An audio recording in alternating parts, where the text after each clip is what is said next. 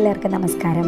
ഞാനിന്ന് പുറത്ത് പോയിട്ട് ഞങ്ങളുടെ പറമ്പിൽ വരെ വന്നേ. അച്ഛന് ഇവിടെ കുറച്ച് കൃഷിയും കാര്യങ്ങളൊക്കെ ഉണ്ട്. അപ്പോൾ അതിൽ കുറച്ചൊക്കെ ഞാനൊന്ന് കാണിച്ചു തരാം.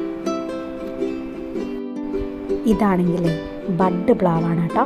അപ്പോൾ ഇത് ഞങ്ങളുടെ ഈ പ്ലാവ് കായ്ച്ചു. അപ്പോൾ അമ്മ എന്നെ ഫോൺ ചെയ്യുന്ന സമയത്ത് എൻ്റെ അടുത്ത് പറയുമായിരുന്നു ഇത് കായ്ച്ച കാര്യം.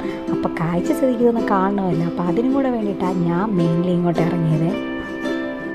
കുറച്ചൊക്കെ വാഴക്കൊലകളൊക്കെ ആയി കേട്ടോ. അപ്പോൾ ഇതെല്ലാം അച്ഛൻ്റെ കൃഷികളാണ്. അച്ഛൻ തന്നെയാണ് ഇതിനെല്ലാം നോക്കുന്നതും പരിപാലിക്കുന്നതും ബാക്കി കാര്യങ്ങളൊക്കെ ചെയ്യുന്ന അച്ഛൻ തന്നെയാണ്. പിന്നെ നമുക്ക് വീട്ടിലേക്ക് ആവശ്യമുള്ള കുറച്ച് കൊലകളൊക്കെ നമ്മൾ എടുക്കും. പിന്നെ അധികം ഉണ്ടെങ്കിൽ നമ്മൾ കടയിലോ ഒക്കെ കൊടുക്കും. അങ്ങനെയൊക്കെയാണ് നമ്മളിത് എടുക്കുന്നത്. ഇതൊക്കെ നട്ട സമയത്തെ ഞാനും അച്ഛനും കൂടെ ആയിരുന്നു ഇതിനെല്ലാം വെള്ളം ഒഴിച്ചിരുന്നു കേട്ടോ. അതൊക്കെ ഇത്ര ആയത് കാണുമ്പോൾ ഭയങ്കര സന്തോഷം. ഇത് നന്ദിനിയെ, ഇത് അച്ഛൻ്റെ ഒരു പെറ്റാണ്. നമ്മൾ ഇവളെ ഇവിടെ തന്നെയാണ് കെട്ടിയിരിക്കുന്നത് കേട്ടോ. അപ്പോൾ അവിടെ കൂട്ടുകാരിയാന്ന് തോന്നി. ഇവർ രണ്ടുപേരും എപ്പോഴും ഒന്നിച്ചാട്ടോ. ഇവിടെ വീട്ടിലെ കുറച്ച് ചക്ക ഇരിപ്പുണ്ടായിരുന്നേ.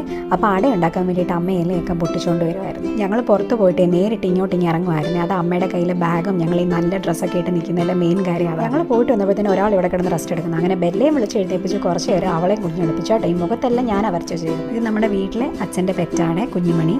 അപ്പോൾ അച്ഛൻ വരുന്നത് നോക്കി നിൽക്കുമായിരുന്നു കേട്ടോ.